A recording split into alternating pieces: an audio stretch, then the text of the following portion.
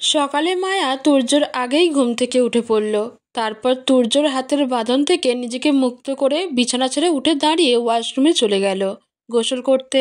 Washroom থেকে ফিরে মায়া জাইফাকে call করার জন্য ফোনটা হাতে নিল।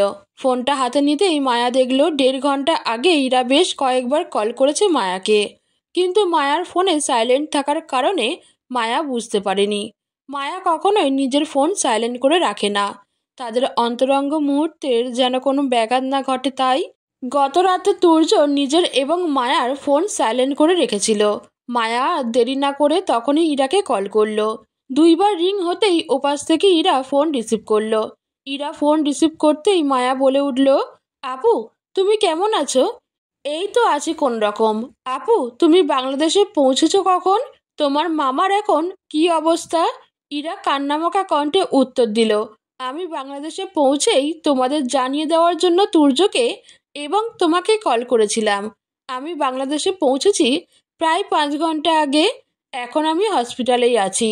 মামার অবস্থা ভালো না, ওনার এখনও জ্ঞান ফেরেনি। ডক্টর বলেছেন 24 ঘন্টা পার না হলে তারা কিছু বলতে পারবে না। নিজেকে সামলাও আপু, একটু ধৈর্য ধরো, আশা করি সব ঠিক হয়ে যাবে। ইরা তখন কান্না করতে করতে বলল, কিভাবে ধৈর্য ধরি বলো? আমার বাবা মা যখন নিজেদের সুখ খুঁজতে ব্যস্ত ছিল, এই মানুষটাই তখন বটবৃক্ষের মতো আমাকে ছায়া দিয়েছিল। আমি যখন রাতের পর রাত বাবা মায়ের শূন্যতা অনুভব করে কান্না করতাম, এই মানুষটা তখন আমার মাথায় হাত রেখে বলতেন, কাঁদছিস কেন, আমি আছি তো। আজ সেই মানুষটাই মৃত্যুর সঙ্গে লড়াই করছে। এই অবস্থায় আমি কিভাবে ধৈর্য ধরি বলো? মায়ার কাছে ইরাকে সান্ত্বনা দেওয়ার মতো ভাষা নেই, তবু মায়া ইরার সাথে আরও কিছুক্ষণ কথা বলে ইরাকে সান্ত্বনা দেওয়ার চেষ্টা করলো। তারপর কথা বলা শেষ হতেই মায়া ফোন রেখে কিচেনে চলে যায় ব্রেকফাস্ট রেডি করতে। ব্রেকফাস্ট রেডি করে মায়া রুমে চলে আসে তুর্যকে ডাকতে। প্রতিদিনের তুলনায় আজ তুর্যর ঘুম থেকে উঠতে একটু বেশি দেরি হয়ে গেছে। মায়ার ডাক শুনে তুর্য ঘুম থেকে উঠে পড়ে।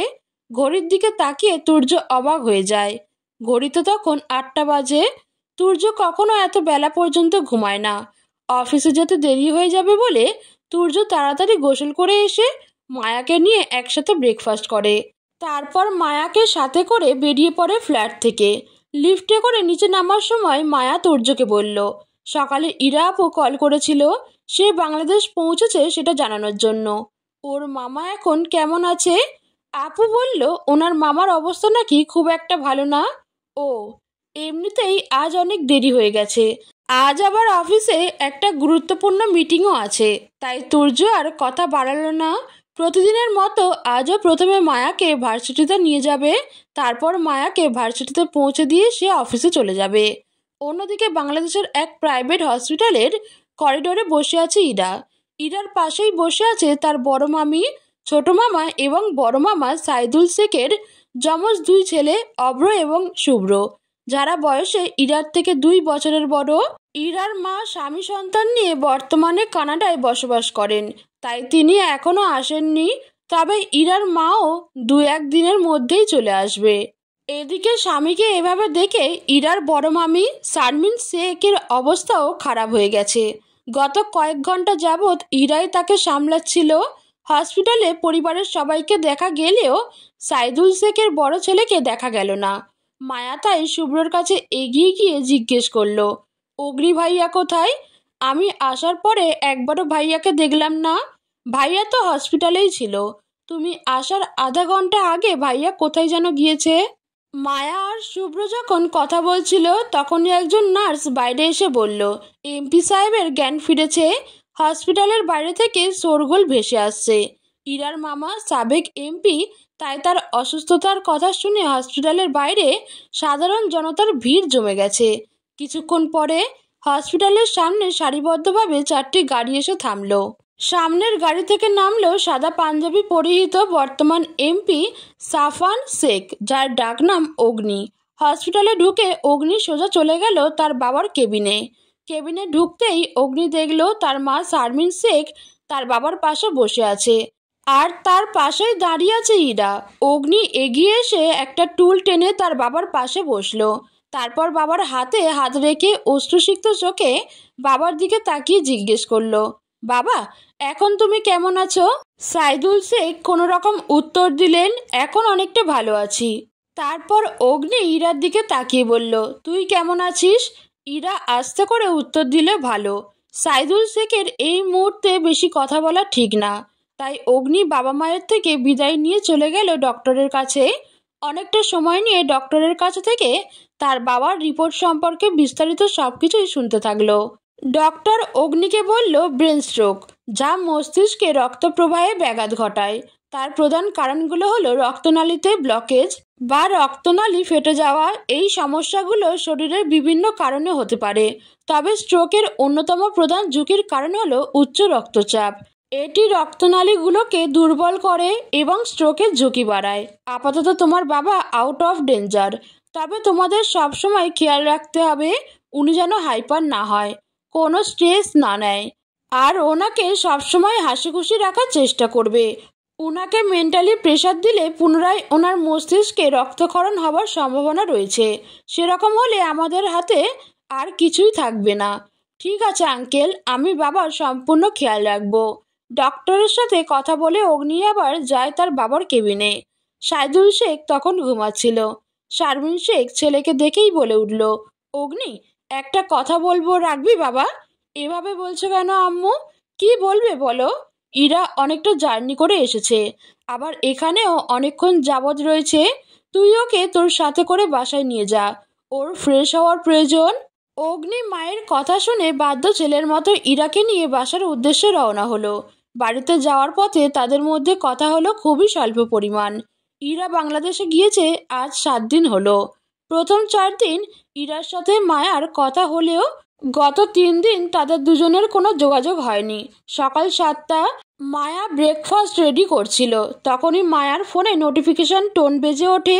কিসের নোটিফিকেশন আসলো তা দেখার জন্য মায়া ফোনটা হাতে নেয়।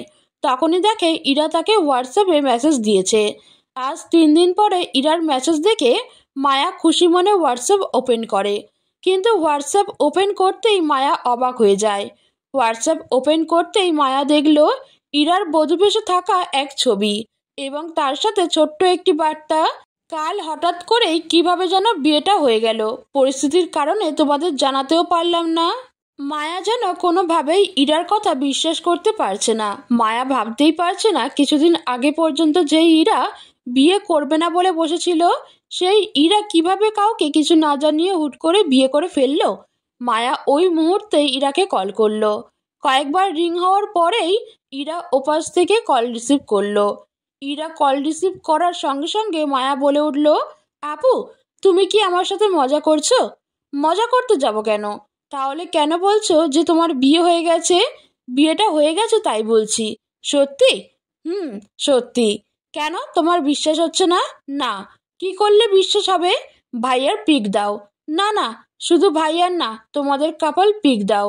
ওকে পাগলি, দিচ্ছি। তখনই মায়ার ফোনে আবার একটা নোটিফিকেশন আসলো। মায়া ফোনটা কান থেকে সরিয়ে সামনে এনে দেখল সত্যি ইরা একটা কাপল পিক পাঠিয়েছে।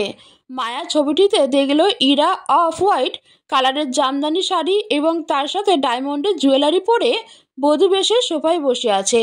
তার পাশে বসে আছে ইরার শাড়ির সাথে ম্যাচিং করা শেরওয়ানি পরিহিত এক সুদর্শন পুরুষ। ইরা যে সত্যি বিয়ে করেছে, এবার মায়া তা বিশ্বাস করতে বাধ্য হলো। তাই মায়া আবারও ইরাকে জিজ্ঞেস করলো, ভাইয়া কি করে? উনার নাম কি? উনার নাম সাফওয়ান শেখ, ডাকনাম অগ্নি, চট্টগ্রামের বর্তমান এমপি উনি। ইরার কথা শুনে মায়া অবাক হয়ে বলে, আপু, তুমি তো দেখছি সেই একটা জিনিস, বিয়ে করব না বলে সোজা গিয়ে সংসদ ভবনে ডাকাতি করে দিলে। মায়ার মুখে বাচ্চাদের মতো কথা শুনে ইরা হেসে ফেলল। তখনই মায়া আবার প্রশ্ন করে উঠল, আচ্ছা আপু, সত্যি করে বলো তো, এভাবে হঠাৎ তোমাদের বিয়েটা হলো কিভাবে? সে অনেক লম্বা ঘটনা, বলতে অনেক সময় লাগবে। আপু, আমার কাছে অনেক সময় আছে, তুমি বলো। মায়া, আমি লন্ডনে ফিরে তোমাকে সব বলবো, এখন এত কথা বলা যাবে না। ওকে, এখন অন্তত আমার একটা প্রশ্নের উত্তর দাও। আবার কি প্রশ্ন? ফার্স্ট নাইট কেমন কাটলো? পাজিমে, কানের নিচে দেবো একটা, পরে কথা হবে, এখন রাখছি আমি। কথাগুলো বলেই ফোনটা কেটে দেয় ইরা। ব্যালকনিতে দাঁড়িয়ে থেকে মায়ের সাথে কথা বলছিল ইরা। সে এতক্ষণ মায়ার সাথে হেসে হেসে কথা বললেও এখন মন খারাপ করে তাকিয়ে আছে আকাশের দিকে। আকাশের দিকে তাকিয়ে থেকে আপন মনে বলতে থাকে, ভাগ্য কেন কখনো আমার সহায় হয় না। বাবা মাকে যখন খুব বেশি প্রয়োজন ছিল তখনই তারা আমার থেকে দূরে চলে গেল। প্রিয় মানুষটাকে এক আকাশ পরিমাণ ভালোবেসেও পেলাম না। আর সর্বশেষে যখন জীবনটা একা পার করার সিদ্ধান্ত নিলাম তখনই পরিস্থিতি আমাকে বাধ্য করলো জীবনের নতুন এক অধ্যায়ের সূচনা করতে। আমার সাথেই কেন এমন হয়? তারপর সে ভাবতে থাকে গত কয়েকদিনে তার সাথে ঘটে যাওয়া সকল ঘটনার কথা। অতীত, সাইদুল শেখ কিছুটা সুস্থ হওয়ায় 3 দিন আগে তাকে বাড়িতে নিয়ে আসা হয়। সেদিন ইরার মাও বাংলাদেশে আসে। সাইদুল শেখকে কিছুটা সুস্থ দেখে গত পরশু ব্রেকফাস্ট করার সময় ডাইনিং টেবিলে বসে বাড়ির প্রতিটা সদস্যের উপস্থিতিতে ইরা তার বড় মামিকে বলে, মামি, তোমাকে একটা কথা বলার ছিল। কি কথা? কাল আমি লন্ডনে ব্যাক করব। শারমিন শেখ অবাক হয়ে জিজ্ঞেস করেন, কেন? লন্ডনে আমার সব কিছু রয়েছে, সেখানে তো আমাকে ফিরতেই হবে। না, তোমাকে আর লন্ডনে ফিরতে হবে না। গত 5 বছর যাবৎ তোমাকে দেশে ফিরতে বলেছিলাম, কিন্তু একবারের জন্য তুমি আমাদের কথা শোনোনি। লন্ডনে গিয়ে পড়াশোনা করতে চেয়েছিলে, তাই করতে দিয়েছি। দেখাশোনা শেষ করার পরে দেশে না ফিরে ওখানে চাকরি নিয়ে বসলে। আমরা বারবার দেশে ফিরতে বলা সত্ত্বেও তুমি ফিরলে না, কিন্তু এবার আর তোমাকে সেই সুযোগ দেওয়া হবে না। প্লিজ মামি, বোঝার চেষ্টা করো। আমি কোনো কিছু বুঝতে বা শুনতে চাই না ইরা। বাংলার মেয়েরা 20তেই বুড়ি, সেই জায়গায় তোমার 27 বছর বয়স। লেখাপড়া, চাকরি এসব অনেক হয়েছে, এবার একটু বিয়ে নিয়ে ভাবো। আমরা তোমার সংসার দেখতে চাই। সরি মামি, আমি তোমার এই কথাটা রাখতে পারবো না। আগামীকাল রাতের ফ্লাইটে আমি লন্ডনে ব্যাক করব। ইরার কথা বলা শেষ হতেই অগ্নি শব্দ করে তার হাতে থাকা চামচটা প্লেটে রেখে দেয়। তারপর খাবার না খেয়েই চলে যায় সেখান থেকে। ইরা সহ সবাই তাকিয়ে থাকে অগ্নির চলে যাওয়ার দিকে, কিন্তু কেউই বুঝতে পারে না অগ্নির হঠাৎ রেগে যাওয়ার কারণ। রাতে ইরা যখন তার লাগেজ গোছাচ্ছিল তখন শারমিন শেখ এসে ইরাকে বলল, তোমার মামা ডেকেছে তোমাকে, উনি তোমার সাথে কথা বলতে চায়। ঠিক আছে মামি, আমি আমি এই জিনিসগুলো লাগেজে তুলে রেখেই আসছি। শারমিন শেখ আর কিছু না বলেই চলে গেল। 5 মিনিট পরে ইরা গিয়ে উপস্থিত হলো সাইদুল শেখ এবং শারমিন শেখের রুমে। সাইদুল শেখ তখন বিছানার ওপর আধশোয়া হয়ে বসেছিলেন। সাইদুল শেখ ইরাকে আসতে দেখে খুব খুশি হলেন। তারপর সে ইরাকে তার পাশে বসতে বললেন। ইরাও চুপচাপ তার মামার পাশে গিয়ে বসলো। তারপর সাইদুল শেখ ইরার মাথায় হাত বুলিয়ে বলল, মারে, তোকে কিছু কথা বলবো। হ্যাঁ, বলো না মামা। মারে, জানি না কি কারণে আল্লাহ তাআলা আমাকে কোনো সন্তান দেয়নি, তবে তোর বাবা মায়ের অনুপস্থিতিতে আমি আর তোর মামি তোকে নিজের সন্তানের মতোই লালন পালন করার চেষ্টা করেছি। জানি না কতটুকু সম্ভব হয়েছে, তবে আমি সর্বোচ্চ চেষ্টা করেছি তো সকল ইচ্ছে, সকল আবদার পূরণ করার। মামা, তুমি এভাবে কেন বলছো? আমি আমার জীবনে যা করেছি, যতটুকু হয়েছি, তার পেছনে তোমার অবদান সবচেয়ে বেশি। আমার সেই অবদানের বিনিময়ে যদি তোর থেকে কিছু চাই তাহলে কি তুই আমায় তা দিবি? ইরা তখন সাইদুল শেখের হাতের উপর হাত রেখে তাকে আশ্বাস দিয়ে বলে, কেন দেব না মামা, তুমি তো একবার চেয়ে তো দেখো। তোমার খুশির জন্য আমি আমার শেষ নিঃশ্বাসটাও তোমার নামে লিখে দিতে পারি। মারে, আমার শরীরের অবস্থা বেশি একটা ভালো না। জানি না কখন খোদার ডাকে সাড়া দিয়ে পরপারে পাড়ি জমাতে হবে। যদি বলি শেষ বেলায় শেষ ইচ্ছে হিসেবে আমি তোর আর অগ্নির বিয়ে দেখে যেতে চাই, তাহলে কি তুই রাখবি আমার কথাটা? ইরা থমকে যায়। তার মামার মুখে এমন কথা শুনে সে ভাবতেও পারেনি তার মামা এমন কিছু চেয়ে বসবে। ইরা তখন সাইদুল শেখের হাতের উপর রাখা হাতটা ধীরে ধীরে সরিয়ে নিতে থাকে। ইরাকে হাত সরিয়ে নিতে দেখে সাইদুল শেখ বুঝতে পারে যে ইরা তার কথাটা রাখতে পারবে না। তাই সে কান্নামাখা কণ্ঠে বলল, থাক, সমস্যা নেই। আমি হয়তো আমার সীমার বাইরে গিয়ে কিছু চেয়ে ফেলেছি। মানুষের জীবনে সব আশা তো আর পূরণ হয় না। শেষ বেলায় আমি না হয় এই আক্ষেপ নিয়েই মরলাম। ইরা জীবনে যার অবদান সবচেয়ে বেশি, সেই মামার মুখে এমন কথা শুনে ইরা আর নিজেকে ধরে রাখতে পারল না। সে তার মামার দিকে তাকিয়ে কাঁদতে কাঁদতে বলল, তুমি এভাবে বলো না মামা, তোমার খুশির জন্য আমি সব কিছু করতে রাজি। ইরার মুখে এমন কথা শুনে সাইদুল শেখ ইরার দিকে তাকিয়ে বলল, আমি চাই কালই তোমার আর অগ্নির বিয়ে দিতে। ইরা কান্না করতে করতে বলল, তোমরা বিয়ের ব্যবস্থা করো, আমি রাজি আছি এই বিয়েতে। তারপর কান্না করতে করতে সাইদুল শেখের রুম থেকে বেরিয়ে যায় ইরা। সাইদুল শেখের রুম থেকে নিজের রুমে যাওয়ার সময় ইরার দেখা হলো অগ্নির সাথে। অগ্নি ইরাকে পাশ কাটিয়ে চলে যাচ্ছিল, তখনই ইরা অগ্নিকে ডেকে বলে, ভাইয়া আপনার সাথে আমার কিছু কথা আছে। বল। এখানে বলা যাবে না, আমার রুমে চলুন। ওকে। তারপর অগ্নি ইরার সাথে ইরার রুমে চলে গেল।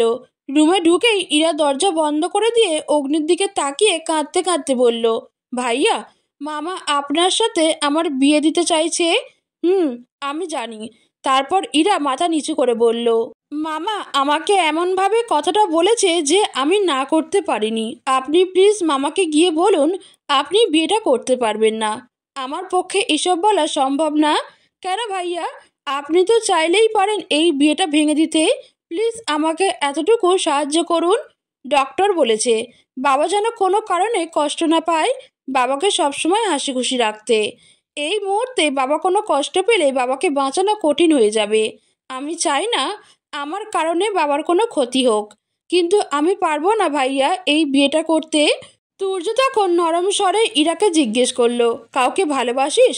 ইরা মাথা তুলে অগ্নির দিকে তাকালো, তারপর অগ্নির চোখের দিকে তাকিয়ে উত্তর দিল, তাহলে চল আমি আজকেই তার সাথে তোর বিয়ে দিয়ে দেব। তা সম্ভব না ভাইয়া। ভালো আমি তাকে বেসেছিলাম, কিন্তু সে কখনো আমায় বাসেনি। সে তো তার ভালোবাসার মানুষকে নিয়ে সুখে সংসার করছে। তাহলে তোর বিয়ে করতে কি সমস্যা? আমি শুরু থেকেই জানতাম কখনো সে আমার হবে না, তবুও তার মায়া কাটিয়ে উঠতে পারিনি। আমি নিজের ভাগ্যকে মেনে নিয়েছি। জীবনে 26-27 বছর তো পার করেই ফেললাম, বাকি বসন্তগুলো না হয় একাই কাটাবো। যখন তুই জানিস যে তুই ভুল ট্রেনে উঠে পড়েছিস, তাহলে তোর উচিত সবচেয়ে কাছের স্টেশনে নেমে যাওয়া, কারণ সফর যতটা লম্বা হবে ফিরে আসাটা ঠিক ততটাই ব্যয়বহুল। ইরা অগ্নির কথা শুনে কান্না করতে করতে বিছানায় বসে পড়ল। তারপর বলল, পাচ্ছি না তো ফিরে আসতে। সে অন্য কারো, তবুও আমার মনে তারই আধিপত্য চলে। আর এদিকে মামা মামি আমার বিয়ের জন্য পাগল হয়ে গেছে। আমি আর এগুলো নিতে পারছি না। তুই চাইলে আমি তোকে সাহায্য করতে পারি। অগ্নির কথা শুনে ইরার কান্না থেমে গেল। কান্না বন্ধ করে সে অগ্নিকে জিজ্ঞেস করলো, কিভাবে? তোকে বিয়ে করার মাধ্যমে। ভাইয়া কি বলছেন এসব? আমি তো বিয়েটাই করতে চাইছি না। আমার কথাটা ঠান্ডা মাথায় শোন। তুই যতদিন বিয়েটা না করবি ততদিন সবাই তোর পেছনে পড়ে থাকবে। আর এই বিয়েটা না হলে বাবাও অনেক কষ্ট পাবে। এই মুহূর্তে বাবাকে কোনো প্রকার স্ট্রেস দেওয়া ঠিক হবে না। তার চেয়ে ভালো তুই বিয়েটা করে নে। তুই সবাইকেই দেখাবি যে তুই নিজের ইচ্ছেতেই বিয়েটা করেছিস। বিয়ের পর পুরো দুনিয়া জানবে আমরা স্বামী স্ত্রী, আমরা সুখী দম্পতি। কিন্তু 4 দেয়ালের ভেতরে বদ্ধ ঘরে আমি কখনো তোর কাছে স্বামীর অধিকার চাইব না। তারপর বাবা কিছুটা সুস্থ হলে তুই লন্ডনে ফিরে যাস, আমি তোকে বাধা দেব না। অগ্নির কথা শুনে ইরাও এক পর্যায়ে গিয়ে রাজি হয়ে গেলে এই বিয়েতে। ইরা বিয়েতে রাজি জেনে বাড়ির সবাই বিয়ের তোড়জোড় শুরু করে দেয়। তারপর একদিনের মধ্যে ইরা এবং অগ্নির বিয়ে হয়ে যায়। বর্তমান ইরা এতক্ষণ ব্যালকনিতে দাঁড়িয়ে ভাবছিল গত 2 দিনে তার সাথে ঘটে যাওয়া সকল ঘটনার কথা। হঠাৎ কে যেন পেছন থেকে এসে ইরার কোমর জড়িয়ে ধরল। আকস্মিক ঘটনায় ইরা ভয় পেয়ে তড়িৎ গতিতে ঘুরে তাকালো। ঘুরে তাকিয়ে ইরা দেখলো তার পিছনে অগ্নি দাঁড়িয়ে আছে। অগ্নিকে দেখেই ইরার রাগী গলায় বলল, এটা কি ধরনের অসভ্যতা? এখানে তুমি অসভ্যতার কি দেখলে? আপনি এভাবে আমাকে তুমি তুমি করছেন কেন? আর আপনি আমাকে টাচ করলেন কেন? বউকে তুই তোকারি করলে বিষয়টা খারাপ দেখায়। আর আমি তোমার হাজবেন্ড, আমি তোমাকে টাচ করব, এটা খুব স্বাভাবিক একটা ব্যাপার না। এটা কোনো স্বাভাবিক ব্যাপার না। কেন? আপনি জানেন না কেন? ভাইয়া আপনি কি পাগল হয়ে গেছেন? আপনি ভুলে গেছেন আপনার সাথে আমার কি কথা হয়েছিল? কি কথা হয়েছিল? ইরা অবাক হয়ে বলে, আপনি কি আমার সাথে মজা করছেন? আপনি জানেন না আমাদের মাঝে কি কথা হয়েছিল? আপনি আমাকে বলেছিলেন না যে বিয়ের পর পুরো দুনিয়া জানবে আমরা স্বামী স্ত্রী, আমরা সুখী দম্পতি। কিন্তু 4 দেয়ালের ভিতরে বদ্ধ ঘরে আমি কখনো তোর কাছে স্বামীর অধিকার চাইবো না, তারপর বাবা কিছুটা সুস্থ হলে তুই লন্ডনে ফিরে যাস, আমি তোকে বাধা দেব না। অগ্নি ইনোসেন্ট ফেস বানিয়ে বলল, এই ধরনের কোনো কিছু বলেছিলাম বুঝি? হয়তো বলেছিলাম। আসলে হয়েছে কি, রাজনীতি করি তো, তাই নির্বাচনের আগে সাধারণ জনগণকে অনেক কথাই বলতে হয়, অনেক আশ্বাসও দিতে হয়, কিন্তু নির্বাচনে বিজয়ী হওয়ার পরে কয়টা কথা রাখি বলতো? তোমার ক্ষেত্রেও ঠিক একই ঘটনা ঘটেছে। যা বলেছি তোমাকে বিয়ে করার জন্য বলেছি, এখন আমাদের বিয়ে হয়ে গেছে, তাই ওসব কথা মাথা থেকে ঝেড়ে ফেলো। অগ্নির কথা শুনে ইরা কান্না করতে করতে বলে, আপনি আমাকে এভাবে ঠকাতে পারেন না, আমি তোমাকে ঠকাইনি তো, শুধু কয়েকটা মিথ্যা কথা বলেছিলাম। নিজের পছন্দের মানুষকে নিজের করে পাওয়ার জন্য যদি দু চারটে লাশও ফেলতে হতো, তবুও সাফান শেখ দ্বিতীয়বার ভাবতো না। আর সেখানে দুটো মিথ্যা বলেছি তোমাকে, এটাকেই তুমি এত বড় করে দেখছো? আমি কি বলছি না বলছি সেসব ভুলে যাও, আমাকে ভালোবাসতে শুরু করো, বিশ্বাস করো তোমাকে রানী করে রাখবো। আমাকে একটা সুযোগ দাও নিজের ভালোবাসা প্রকাশ করার জন্য। ভাইয়া, আমি আপনাকে আগেই বলেছিলাম আমি কখনোই বিয়েটা মানতে পারবো না, তোমাকে মানতে হবে না। আল্লাহর প্রতি আমার বিশ্বাস আছে, আমাদের সম্পর্কটা যেহেতু পবিত্র, আশা করি খুব তাড়াতাড়ি আল্লাহ তোমার মনে আমার জন্য ভালোবাসা সৃষ্টি করে দেবে। অগ্নির কথা শুনে ইরা থমকে যায়। ইরা ভাবতেও পারেনি অগ্নি তাকে এভাবে ঠকাবে। ওদিকে ইরার বিয়ের কথাটা তুর্যকে জানাবে বলে খুশিতে মায়া দৌড়ে কিচেন থেকে বের হতে নেয়। ঠিক তখনই কার্পেটে পা পিছলে পড়ে যায় মায়া। তুর্য তখনও রুমে ঘুমাচ্ছিল। হঠাৎ মায়ার চিৎকার শুনে ঘুম ভাঙে তুর্যর। ঘুম ভাঙতেই তুর্য দৌড়ে রুম থেকে বেরিয়ে যায় মায়ার কি হয়েছে তা দেখার জন্য। তুর্য দৌড়ে ড্রয়িং রুমে আসতেই দেখে মায়া মেঝেতে শুয়ে পেট ধরে ছটফট করছে। মায়াকে এই অবস্থায় দেখে তুর্য ভয় পেয়ে যায়। দৌড়ে মায়ার কাছে যেতেই সে খেয়াল করলো যে মায়ার প্রচুর ব্লিডিং হচ্ছে। তুর্য মায়ার এমন হঠাৎ করে ব্লিডিং হওয়ার কারণ বুঝতে পারে না, তবে